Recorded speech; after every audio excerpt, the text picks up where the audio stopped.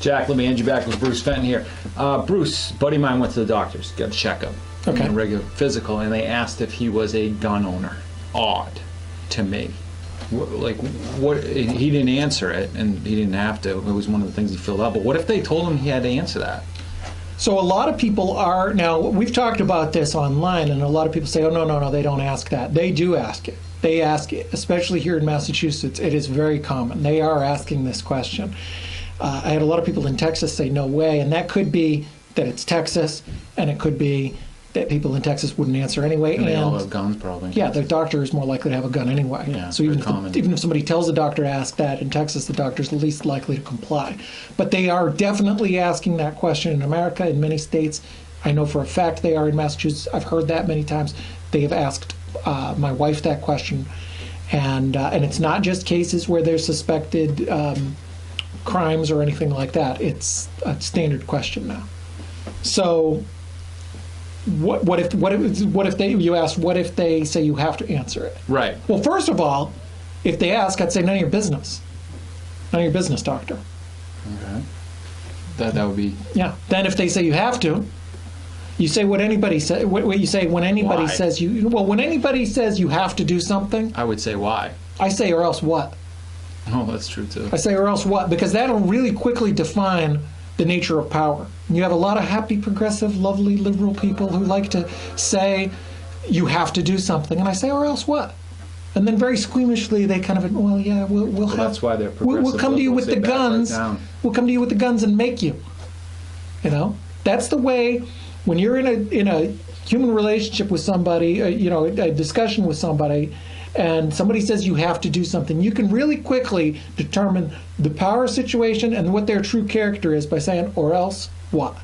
Or else what? Because with authoritarians, who call themselves progressives now, totalitarians, inevitably that answer is force. And they don't like to admit that because they like to talk about how great everything is, how wonderful they're going to help you with health care and feeding the poor and all this other stuff. And you say, or else what? If I don't comply with what you say, what are you going to do? And why doesn't the progressive Obama take his $14 million and help feed the poor? They'll go around in circles saying, hey, we're going to send you a letter, and but at the end of the day, it's force. Otherwise, it's a suggestion. So they really don't have to do something. So that's a way to define it with the doctor. Say, or else what? Then what? Then if they keep pushing after that, I'd say, hey, listen. In America, we have a right to freedom. I have a right to answer or not answer whatever I want to answer. If you're going to pull a gun on me, you need the gun. Because you're going to make me do something that I don't want to do. And that's interfering with my personal freedom. My idea of freedom says I can do whatever I want as long as it doesn't hurt another person. I have a right to answer or not answer a question. And if you're going to make me, you better do it by force. Because that's the only way you're going to do it. Because freedom is something that I'm willing to die for. Are you? Valid point. And usually that's going to get them to back off from the question. It sounds extreme to some, but it's by little pieces that we lose our freedoms.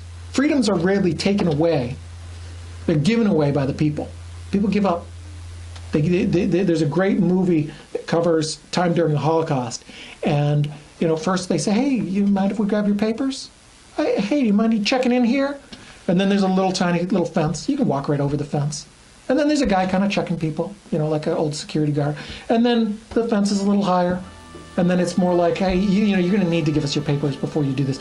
And a little more, and a little more. And then one day, it's barbed wire, guards with guns, and it's too late to come back. Right. It sounds extreme, but it's these little pieces that they nick away at our freedoms. And we owe it as our responsibility as free humans to ask those questions. No, none of your business, or else what? And expose them for the force that they are. When people ask you to do something, you say, or else what? And you expose them for the violent people that they are. That's the way we keep our freedoms, and we keep this tiny encroachment from continuing. Thanks, Bruce.